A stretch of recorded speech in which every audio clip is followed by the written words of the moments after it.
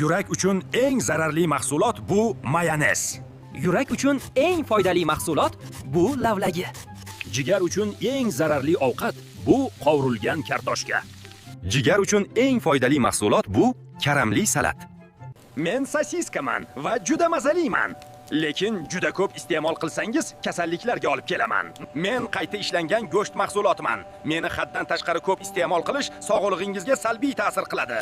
Men qovurilgan kalbasaman. Men stressni kuchaytiraman va immunitetni zaiflashtiraman. Men chiya urug'iman. Yurakka quvvat beraman, ichaklarni tozalayman va suyaklarni mustahkamlayman. Har kuni bir qoshiq iste'mol qilsangiz organizmingiz zo'r ishlaydi. Men kunjutman. Suyaklar uchun kalsiy, qon uchun temir, yoshlik uchun antioksidantlarga boyman. Salatga sepding, minerallar me'yorini olding. Men zig'ir urug'iman. Yurak uchun foydali yog'larga, ichak faoliyati uchun tolalarga boyman. Bo'tqaga bir qoshiq qo'shing, ichaklaringiz sizga rahmat deydi.